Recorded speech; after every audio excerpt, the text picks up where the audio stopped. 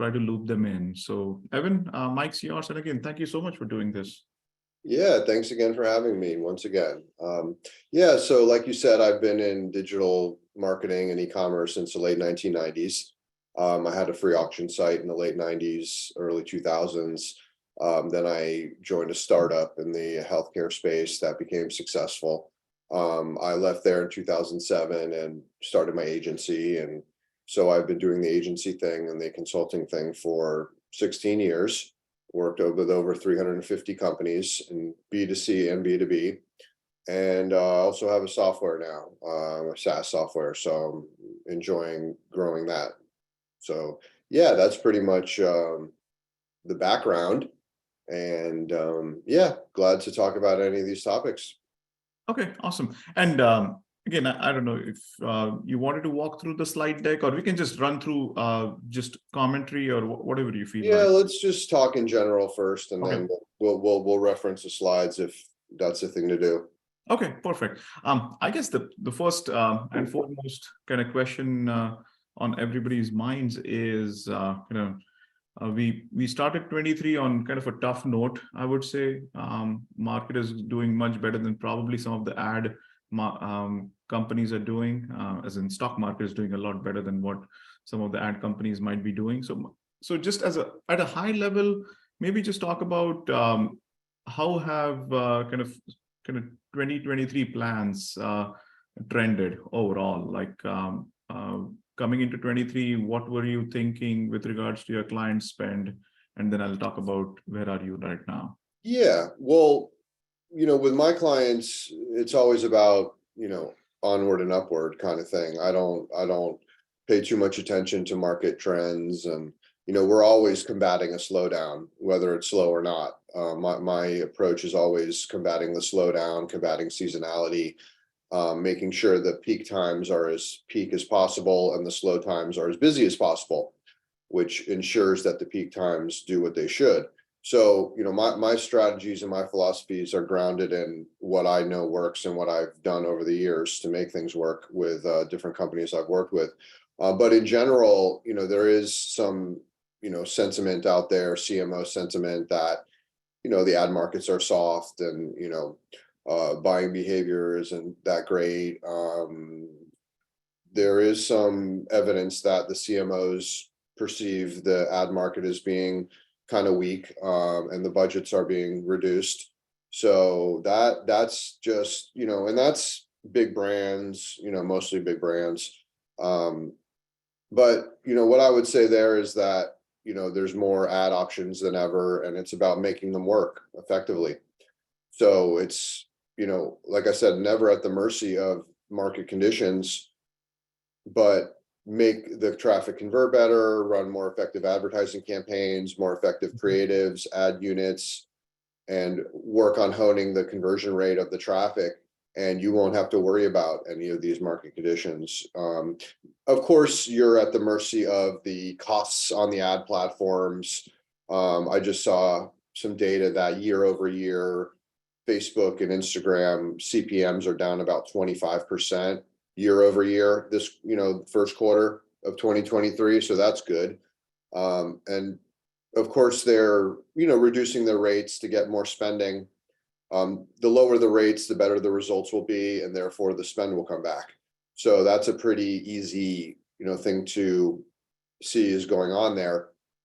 And they're, of course, competing with the dollars going to TikTok and other platforms. And so it's, it's a big war out there among getting these ad dollars, so it's more competitive than ever to get these ad dollars. And therefore the ad platforms are innovating faster and faster. There was a time a few years ago when they weren't rolling out many features at all, or very often. Now you've got features rolling out every week on these different ad platforms to supposedly make it more effective, more tools, more features. So they're doing what they can as far as the ad platforms to keep the spend increasing or keep it strong. And so given everything, the, slightly slower economy and inflation and things like that, I think things look somewhat optimistic. I always have an optimistic outlook though, so that's me. And again, I don't work with a lot of these huge brands, so I don't have any influence over what they're doing. You know Yep, what I yep. mean? But yeah, that's pretty much what I see out there. Okay. And then typically like when it comes to kind of January through February through March, like like you've been in the business such a long time, after December, do you see like a drop off in January and then pick up in February and March? And like was there anything different this year versus prior No, years? no, seasonality, again, back to seasonality. Certain companies will do well in Q1, Q2, other companies do all their business in Q4. Mhm. So it depends on the business and the industry. Um, the companies that flourish in Q1, diet, weight loss, health, insurance, a lot of these New Year's resolution oriented things will flourish in Q1. And then the e-commerce stuff will drop off from Q4. So the key is to try to get the sales up, in Q1 and combat the slowdown that every e-commerce company that does well in Q4 is going to experience in Q1. So it's about just running more promos, trying to drive traffic more, cost effectively, converting the traffic better once it gets there, collecting more data on the visitors coming in, capturing their data at a first part, collecting more first party data so you can remarket to those people effectively, having great apps and tools on the website that can allow your visitors to convert at a higher rate. Things like that, improving, people talk a lot about, self-improvement, but, what about company improvement, website improvement?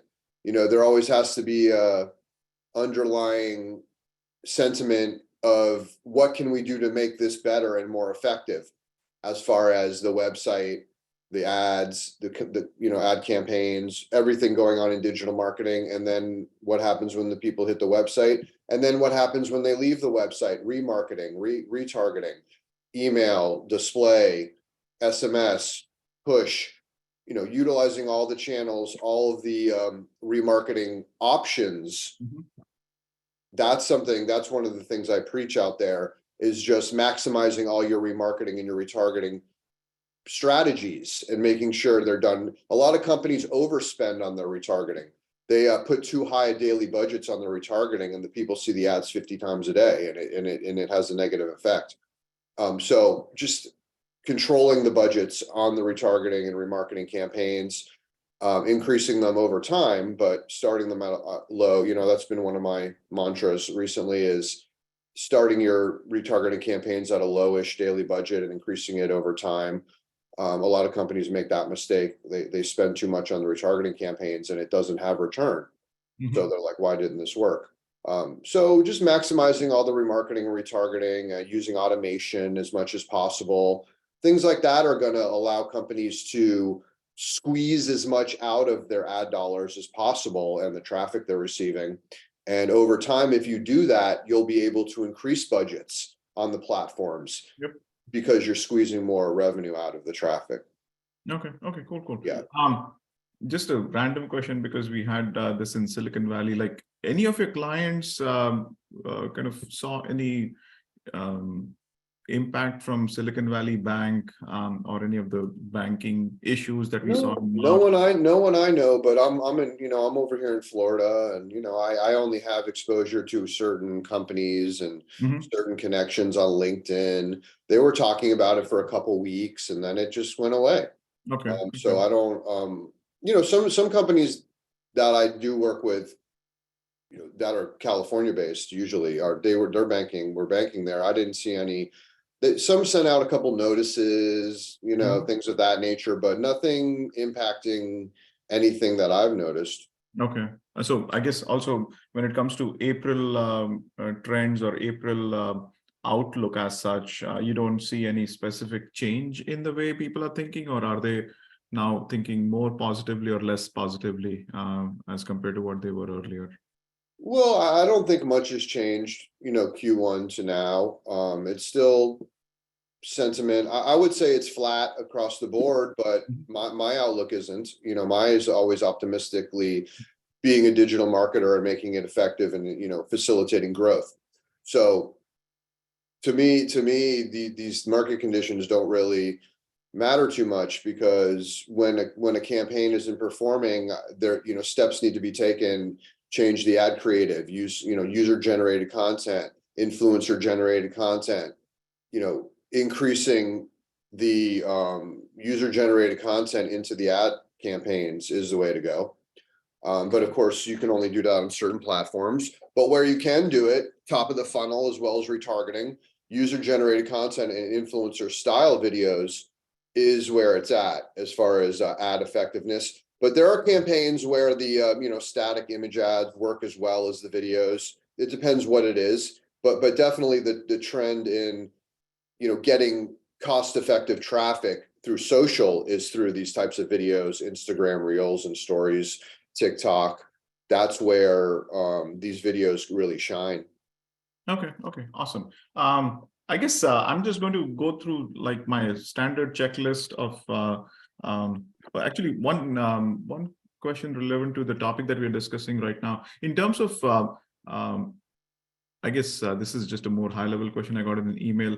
Typically in 1Q to 2Q, what is, you talked about seasonality, but leave aside what's happening this year, but typically how do advertisers spend from Jan through maybe May? Like, and with regards to 23 in particular, is kind of visibility changing? Like, do you feel like when you are on calls with clients, people are like, okay, let's do this through the next week or 2 weeks, and then we can revisit what we need to do?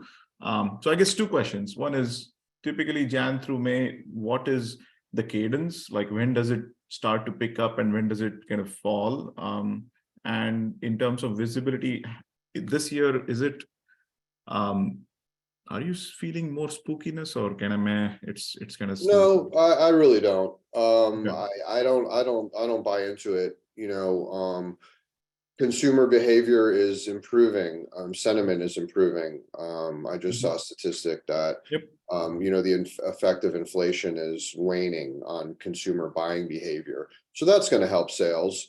As far as how things progress through the year, Q1 and Q2, they're not that different as far as your typical e-commerce company or brand, or it depends though who you're talking about, what industry.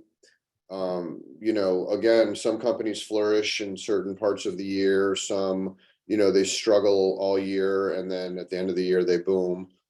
Some are consistent all year with peaks and valleys. Like I said, the approach is always to combat the slowness with strategies and combat seasonality. Marketing harder in a slower time will ensure that your busy time is busier, or as busy as it should be. So to me, it's about who you have internally in marketing, what agencies, whether they're effective or not. And I don't have a lot of great feelings about agencies, because you're at the mercy of the people managing your accounts, if you know what I mean, and their effectiveness, which usually isn't very high. So I would encourage companies to be auditing their agencies on a quarterly basis, to check into the accounts, look at them yourselves, see if things are being managed properly, possibly bring in an expert, a consultant to audit your ad accounts and see if they're being managed properly, whether it's an in-house person managing or an agency. You can have those accounts audited very easily, just to see if, there's babysitting going on, if there's lack of management, lack of optimization, the wrong keywords being bid on, for instance, in Google. Many incompetencies can be going on with agencies and in-house people. So CMOs and directors need to be on that. You can't, in my opinion, you can't leave it up to anyone to make it successful that may or may not have done it in the past to that degree. So yeah, that's what I would say there. I'm not saying micromanage people, but they need to be responsible for for the results and for the lack of results, and what are we doing to achieve more results. Mhm. What happens though is the people managing the ad campaigns aren't in control of the website's conversion rate. So, they can only do so much. You have to have a coordinated effort between who's in charge of maximizing the website's effectiveness and the marketing team that's managing the ad campaigns. So both those things are, feeding off each other to make more conversions come in so the ad campaigns can be scaled. Otherwise, there is no scale and Yep. there is no ROAS, or at least not what you want Mhm. in order to open up the budgets. And I often, have said over the years that, like, pertaining to Google, for instance, Google Ads, 99% of companies aren't even realizing all their search volume on Google Ads because they just can't spend enough. They don't convert well enough. Mhm. So there's still upside with Google Ads to, get more traffic and sales. You just have to be able to convert it well enough and manage the account well enough to achieve that. But that goes for any ad platform. Making it work. Another one of my concept is you have to make it work. Every ad platform can work if the audience is there. It's just making it work Mhm. is the key. So that's always something that has to be focused on. And what are we doing to make these campaigns work better? And otherwise, you can't spend effectively, you can't scale, and you can't increase revenue when you want to, when it's slow or when it's even busy. When it's busy, you want to pump it up as much as possible. When it's slow, you want to combat the slowness and do as much rev as possible, cost effectively. So yeah, that's always the goal when I work with a client or consult with their team, is to achieve those things. Cool, cool. I guess Mhm. we have about 20-25 minutes. So what I want to do, Yeah. like split the time into just high level emerging themes, and then talk about specific platforms. As in, we'll just run down the list of go from Google Yeah. and all things Google, then Facebook, then TikTok, Snap, Pinterest, so on and so forth. Maybe Spotify, Nextdoor, if that comes to mind. But in terms of just high level kind of emerging themes. Again, I'm just going to throw out some names and just tell me if your clients or you are, is that where new dollars are going in or existing dollars are moving in? Retail media networks, is that some like a new package inside an old present, or like Uh, what is You mean like Walmart.com and yeah. these Uh-huh. marketplaces? Well, yeah, the marketplaces are good for e-commerce, Yeah. so e-commerce with product catalogs, they need to be on the marketplaces. They need to be on Amazon selling, if that makes sense, Mhm. margins wise. Um, so definitely, what I see coming on more and more are streaming advertising Yeah. options. That can be great actually for local. I Mhm. see a lot of local businesses tapping more into like Hulu and Xfinity advertising, these local video plays for local business. Local businesses, Facebook advertising is still great for local business, in my opinion. Um, local is a very big part of online advertising, and it's separate from national, although national sometimes they have locations that they want to market locally, Yep. so that makes sense for them. But small business, localized, regionalized businesses, you know Facebook, Instagram, TikTok, Google, these are the platforms that are going to do well for them. So there's, online advertising, in my opinion, is still can be extremely effective for local businesses and Mhm. SMBs. So let's not forget them, because that's a big chunk of businesses Yep. out there that need to be leveraging digital advertising. Of course, it's nice to always talk about the big brands because they spend the most, but the big brands don't a lot of times care how much ROAS they're Yeah. getting. Yeah. Some of their campaigns are performance based, some of them are branding, some are a mix, and they don't, they know they're spending X amount per month regardless of what happens. So, and like I said, those, I don't work with a lot of those because Mhm. they're not so performance oriented. So if they are performance oriented, I'll engage, and they'll utilize me or my agency for whatever it may be. But it's the medium sized businesses, brands. smaller emerging brands, which there's still a lot of new brand emergence. That's what's happened over the last few years since the pandemic. Just an explosion of new brands into the market. And great, but they won't all succeed. There's saturation. Skincare comes to mind, as a very crowded space with new brand emerging. But I'm all for it. But what that does is it just injects more advertisers into the platforms, and that could raise costs a little bit. But what I've realized is that these ad platforms have so much inventory. They have so much, Google has so much search volume. Facebook has so many impressions. TikTok has so many impressions. YouTube has so many impressions. They can't even fill all the ad placements. They can't even fill all the ad units, even with all these brands spending.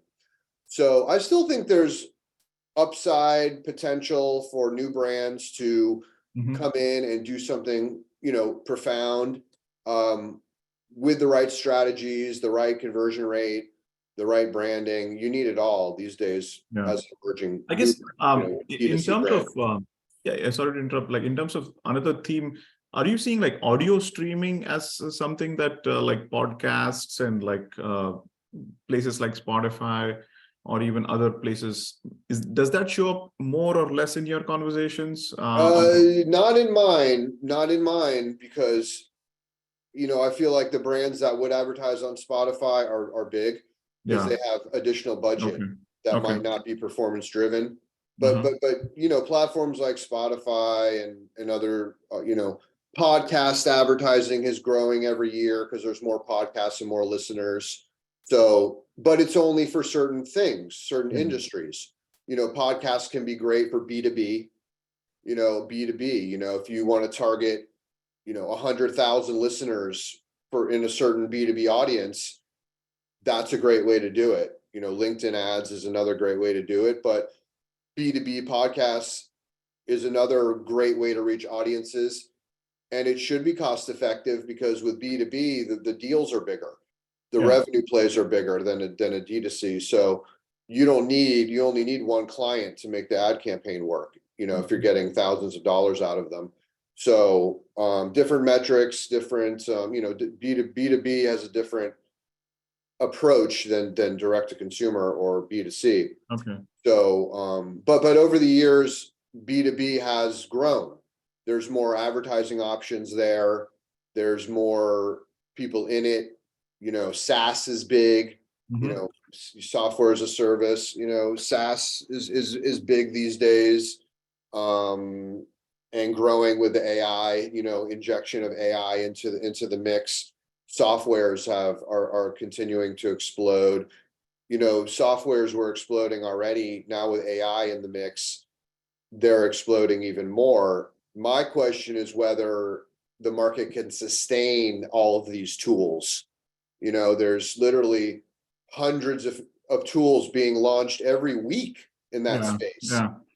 So it's pretty crazy. You can't keep up with it. I had a hard time keeping up with the direct to consumer tools and apps. Now trying to keep up with the SaaS tools, and I've been keeping up with them over the years, but now it's just crazy. But I use ChatGPT. I'm a big believer in using it for marketing copy. All my marketing copy is generated through there now. I don't write anything. It's all written. I tell it what to write. I feed information in there so it can write it properly. But there's nothing out there for call to action statements, email subject lines, blog posts, articles, emails, ad headlines, sub headlines, headlines on landing pages. It's just the greatest thing ever for content writing. Are there any ad platforms like having any AI tools for people like you? Yeah, they're all rolling them out. Content? They're all rolling them out. HubSpot just rolled out this little chat bot that helps. It like digs into your own data in their platform and gives you insights into your own data, which is What about good. like Google and like big guys? I don't see anything yet in there on the platform. Actually, Google just rolled out some headline writing, I think, with AI. Okay. And so, yeah, they're all going to have their own little content features. We'll see how, beyond that it goes Yep. with Yep. optimizing the ad campaigns, use this, use that. At some point, it might just take it all over. But I've always been a proponent of manual ad campaign management Yeah. because, every tool that these platforms have offered, they don't really make it happen like you would have thought, like Performance Max, for instance. When Performance Max first launched, it was all company name, all branded keyword type stuff. And, it was just like a giant branded campaign, which always has good return, but they may have been running that already in a separate campaign. So I still run like my shopping campaigns on Google and their own shopping campaign outside of Performance Max. There's just certain things that I still do old school because they work better and they're more cost effective. So I'm not sold on any of these new automated ways of advertising, Mhm. Until I see what it can do and whether it really Yeah. is a better way to go about it. Yep. I guess also in terms of, so I just wanted to switch to platforms and just kind of get your feel on Yeah. at a high level, are you kind of reallocating any spend between Facebook, Google, and maybe TikTok if these are the top three, or are you kind of, if you had again, it depends on the client and their objectives, but broadly speaking, kind of how much are you spending on Facebook versus Google versus TikTok when it comes to a typical client's spend? It varies client to client. It depends on e-commerce is definitely Google, oriented, Google Shopping. I retarget on all the platforms at a low daily budget, depending what it is. I retarget on 4 or 5 different ad platforms simultaneously just to get all of the coverage for a visitor that didn't convert or an audience list that's uploaded. So I have my own methodology to achieving scale with depending what kind of business it is, in what niche, what industry. But I definitely, Google Shopping is still the number one, in my opinion, traffic source for e-commerce. And then you've got, TikTok has come on strong. Cost wise, it's good. It's comparable to Facebook. They're Facebook and TikTok, they're kind of battling it out, for the ad dollars and social. I feel like companies will always have, 50% of their budget in search, or they should, in my opinion, if not more, if they're doing it properly. But again, a lot of companies can't maximize all their search volume and they can't realize all their search volume. They just don't do it effectively enough to realize their search volume. So there's always upside there, unless there isn't much search volume for whatever it is. Some B2B things don't have a lot of search volume, so there just isn't much with Google there. But anything B2C or D2C, there's the shopping campaigns, then there's, advertising on YouTube, then there's buying the phrases, which are pricier than the shopping campaigns, but you can make those work as well. And so it depends. It really depends on the type. If you have a higher ticket item, it might make more sense to spend more on Facebook and Instagram and TikTok, because you're getting more per sale, and therefore you'll have better return on like top of the funnel Facebook, Instagram, and Facebook, IG, and TikTok type of with the videos, with the vertical influencer style videos. Those bring in low cost traffic that's usually targeted and usually has a decent conversion rate. And with a high ticket item, you can really look to scale that. Okay. I guess also since you talked about search, Bing and their own Chat GPT thingy, I don't know whether you've experimented with that. Is that something that you probably will be spending more money on? Well, I'll tell you, this is my honest take after 5 months of using Chat GPT and following this industry develop with all the tools and who's doing what and testing out as much as I can. There will be, in my opinion, there won't be a big exodus from Google to Bing, because they have this chat-based search feature. That just isn't going to happen. I hate to break it to everyone, and I've been saying that since day one, because people like to search the way Google uses, offers it with websites. At least for now, that's the way it's going to continue, because people are conditioned to do that. Yep. Interacting with a chatbot, in my opinion, the vast majority of people just won't do that. It's just too foreign to them. Kind of like using a QR code. Once you do it, okay, you might keep doing it, but before you've ever done that, you don't know what the hell that little thing with the little dots is on the screen. You're supposed to supposedly scan with your phone and click a link, and it's just learning curve. So wherever there's a learning curve, it's the adoption is going to be dismal. Now they could overpower that with like a big national campaign, a big TV campaign, some kind of campaign to try to drive people over to Bing search. But I just don't see the adoption. I think it might take a little bit of market share, maybe 5%, if that. So I don't see it displacing Google in any way, shape, or form, or affecting their business, to be honest with you. Do I think it's a great thing? Yes, I do think it's a great thing, but I'm in digital marketing. So, it's kind of like for me, it's for my industry. So I'm intrigued, and, I don't use Bing search. Yeah. I still go to Google, and I know what it can do. And Yeah. I've used Bing search with ChatGPT. So, and I'm still using Google. So now that doesn't mean Microsoft won't benefit greatly from having the involvement with OpenAI and putting it in all their tools, Teams, etc. I think the upside is more on the software side, adding the AI features, the content generation, the data analysis into their softwares. That's where that's going to really benefit their users and cement the relationship with their users, and just allow the software to deliver a lot more value than what it was previously. So on that front, I think that's a huge, advancements in just software.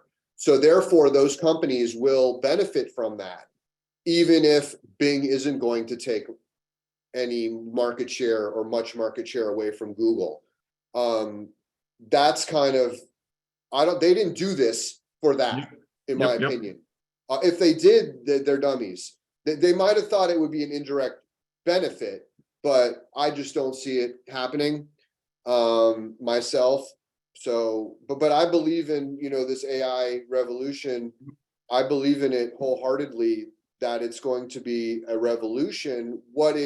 How it will impact workers and jobs, and I'm not certain yet.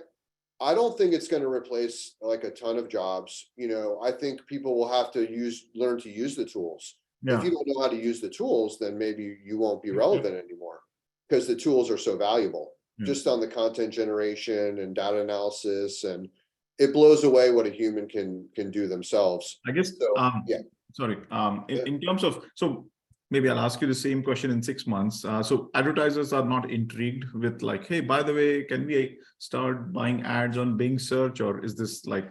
No, I mean, I don't think so. The problem that Bing search has had is just a lot less volume than Google, and fraud.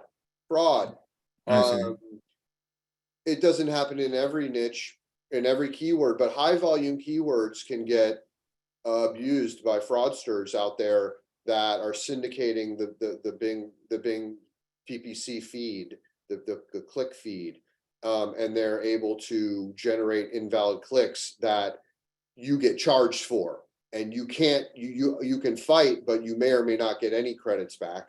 I just went through this, and they didn't acknowledge that it was fraudulent clicks when I knew definitively it was fraudulent clicks. And we had the logs and everything. So I still think they have a fraud issue and a volume issue. So, companies will spend a certain amount of money there, but I don't see like any kind of big budget shift going on, or I Okay. don't think that's going to happen, in my personal opinion. Okay. I guess quickly on Facebook, Instagram, I know at least last year and last time we talked, like they had just gotten the hit from all the IDFA changes. And so maybe have you seen Facebook, Instagram as a platform improve its analytics Conversion and tracking. Yeah, they conversion have a tracking? conversion API where you don't even have to use the pixels, the embedded pixels on the site. You can just tie your conversions to their API, and then you can report all the sales or leads that way. Mhm. So if that's being done, then it's a lot more accurate than it was a year ago or so. I So see. the tracking is better. The costs are down. The user quality is great with Facebook and Instagram. That has never been the issue. User quality and propensity to purchase is always been high on Facebook and Instagram. Depends on what it is and what ad unit and what placement. But they have never had a problem with user quality. So when other ad platforms, you may get invalid clicks. I don't see that with Facebook and Instagram. TikTok seems pretty high quality too. It's just whether they'll purchase that thing via TikTok or not. Mhm. Most people using TikTok on their phone. A lot of people still use Facebook on the desktop. People purchase, they purchase more and more on mobile, but there's a subset of people that, purchase more highly on desktop. So that could be influencing just higher conversions through Facebook or Instagram than, or Facebook in particular than TikTok or Instagram. These are mobile based services, app based. So if it's a client that does well on desktop and has an older audience, Facebook is the way is where to Okay. go. Do you see like more kind of Facebook gaining share this year? Like it was at least from very high level, we thought that Facebook lost a lot of market share last year, or maybe a little bit of 21, and then all of 22 they were losing share. Do you Yeah, feel that maybe it was TikTok or maybe it was Google, but now in 22, do you feel with the improvements that Facebook has done, do they yeah, it's gain share helping or- bring people back and bring spend back, because at the end of the day, you want to spend where the return is. Yeah. Right. So if the return improves with lower costs and better conversion tracking, then the marketing dollars are naturally going to flow back into Facebook, in my opinion, Meta, Okay. whatever you want to call it.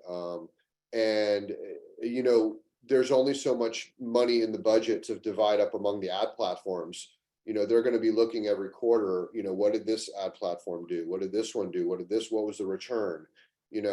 Let's move the money to where there's better return.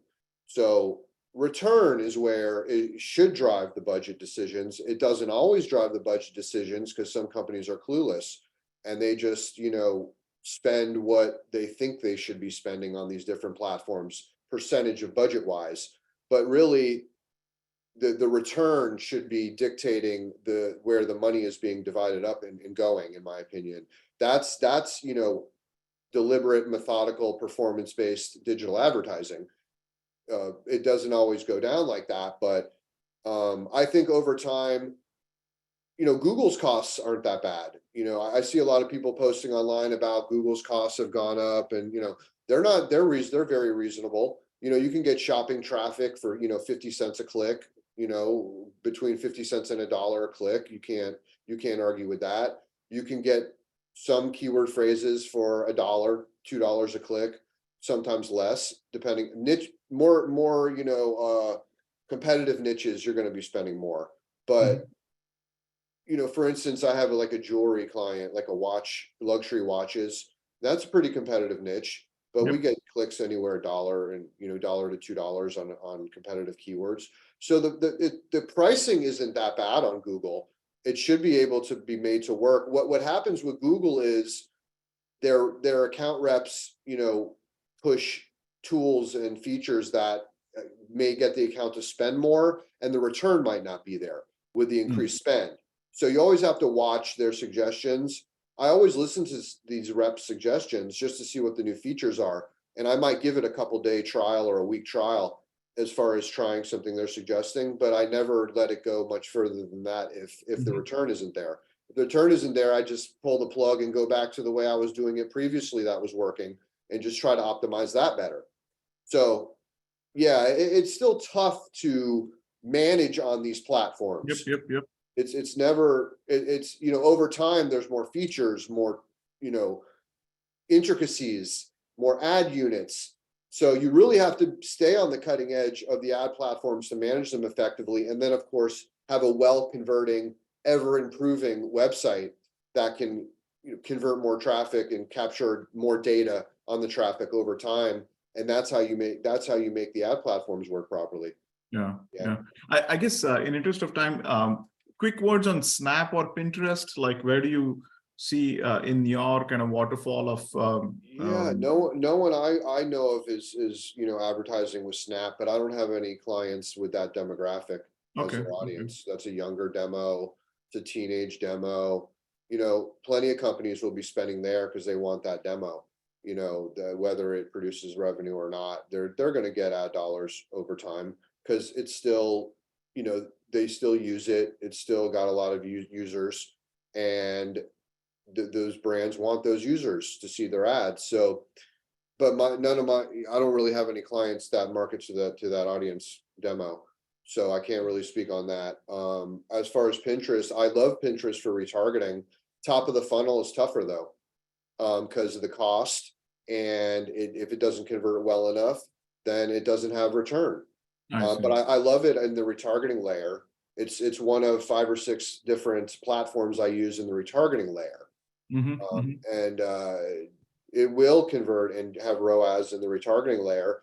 And then you just have to test the top of the funnel layer, to try to make it work. But I personally haven't had success with it in the last recent attempts Okay, okay, okay.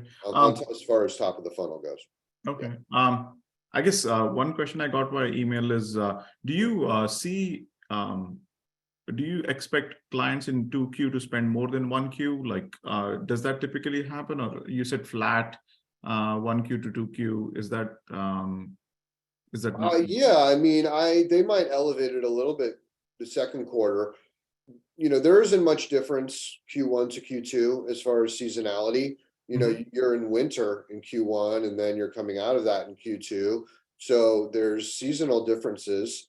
Sometimes in winter people don't buy on certain days because they're snowed in. Weather can impact sales. A lot of people don't factor that in, but so as the weather improves, then there's summer coming and ramping it up for that. So it should get busier Q2 as far as e-commerce and just online behavior. People are feeling better about inflation. That should help Q2. I think they'll spend more, but they're going to look at Q1 and see what the results were and see, if they feel like they can make that decision. But a lot of times they're making that decision based on just what happened to them in Yep, Q1. yep, yep. And that may or may not have been what it could have been. So it's a little bit of a flawed premise to try to draw that conclusion Yeah. based on your own results, but that's all they can really go on. Yeah. They probably will increase budgets Q2. I see that trend coming. Okay.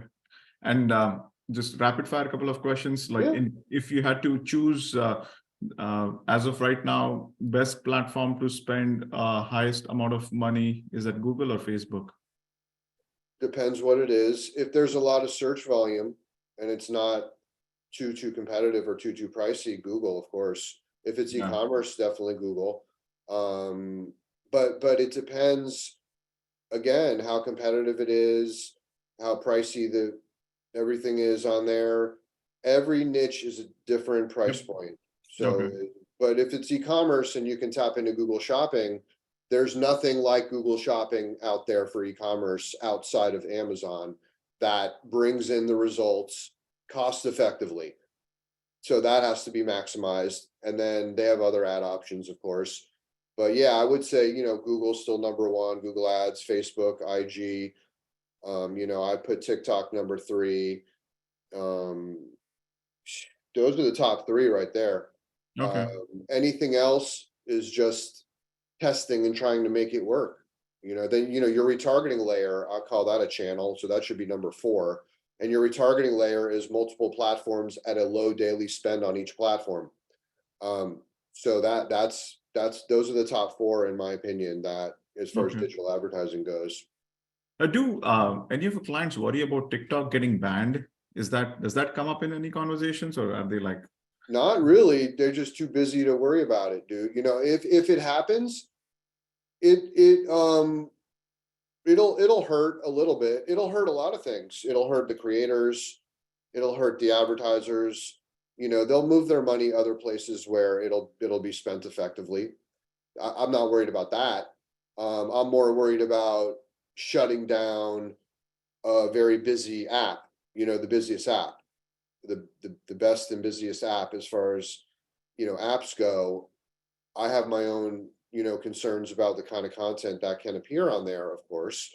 Mhm. But as far as the number 1 app being banned, I think that's a tough thing to try to pull off. Yeah. I think it'll have a lot of backlash.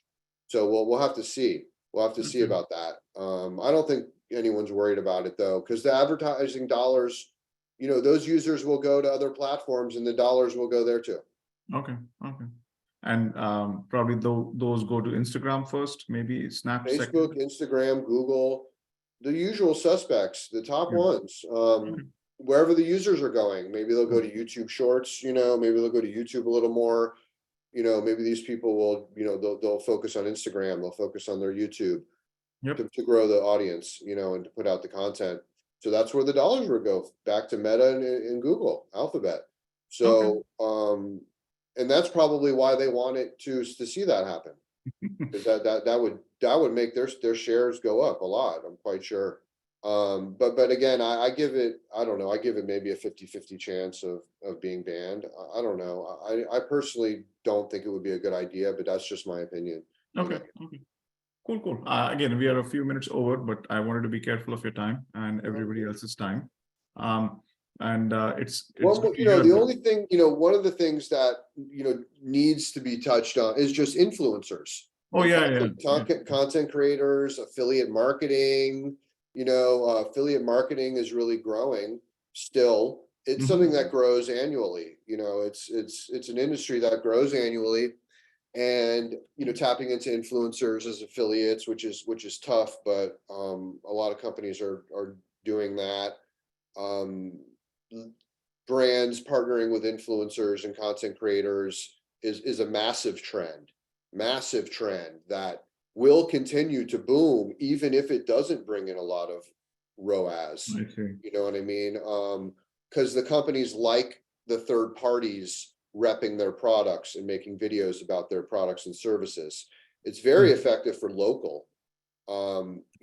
TikTok is great for local advertising and local organic exposure. So if TikTok did go away, that would hurt local, that would hurt small businesses. So that's another reason not to do it. But brands partnering with influencers and content creators is a booming industry. We're only in like year 5 or 6 of it. And it still has a long way to go. The only problem is the return. Yeah. I like using the influencer created content in the ad campaigns. The brands use the content that the influencers create or the content in their own ad campaigns, right? They take the content, they pay them for the content, and then they use it in their own brand's ad campaigns. That's where the gold is, in my opinion. But the brands will still spend a certain amount and not care about the return just because they want a lot of content created. Now, how they're leveraging the content outside of them, the content creator posting it into their profile, that's the question, because it may or may not do much as an organic social post. But you take that and you use it in your own ad campaigns, and that's where you can take one video and show it to 10 million people. Whereas organically, 40,000 might see it if it's a big creator. And so I'm a big proponent of advertising content. that's created, advertising created content. The brand runs out, whether it's on LinkedIn for B2B, you take some content, some third parties created, or you like an article and you run that as an ad. You take the influencer videos and run those as the ads.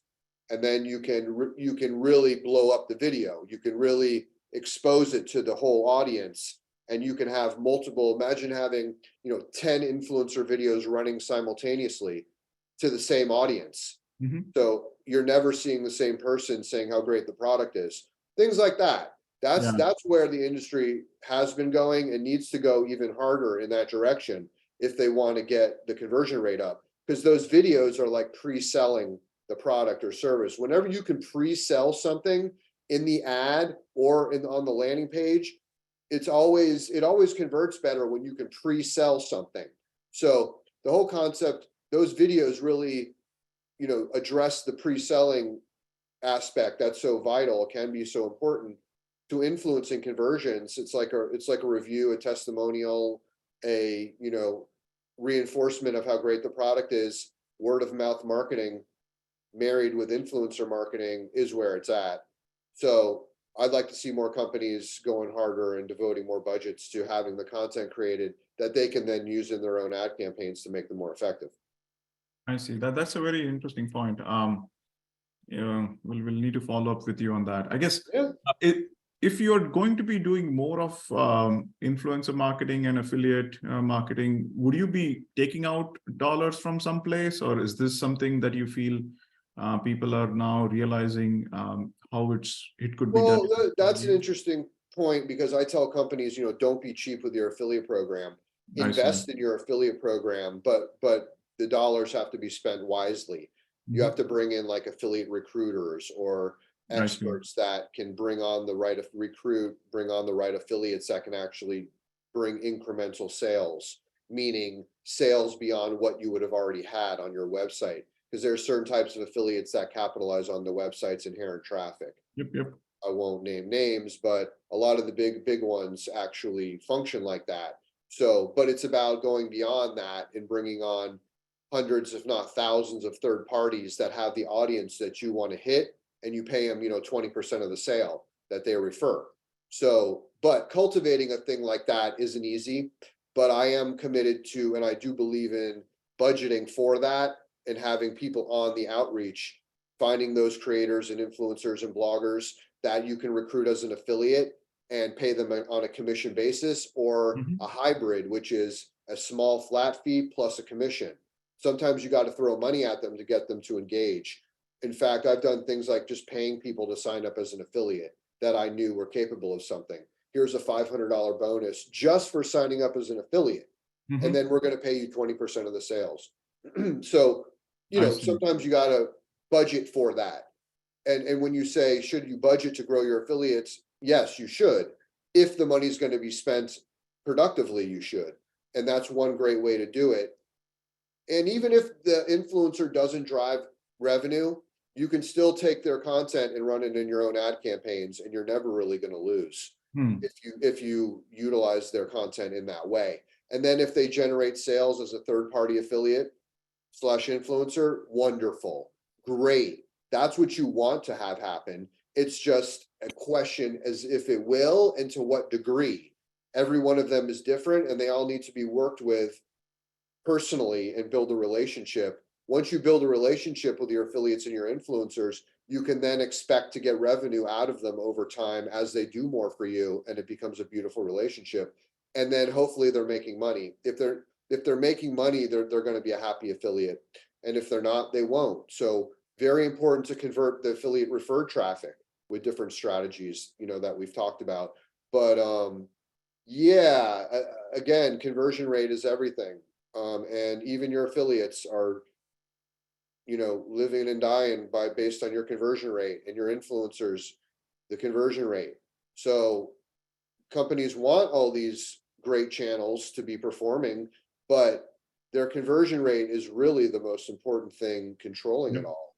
So that's the message I'd be conveying out there. And I do convey, but people don't get it. They don't get it. But it's something you have to get your head around, or bring in experts that can help you achieve a thing.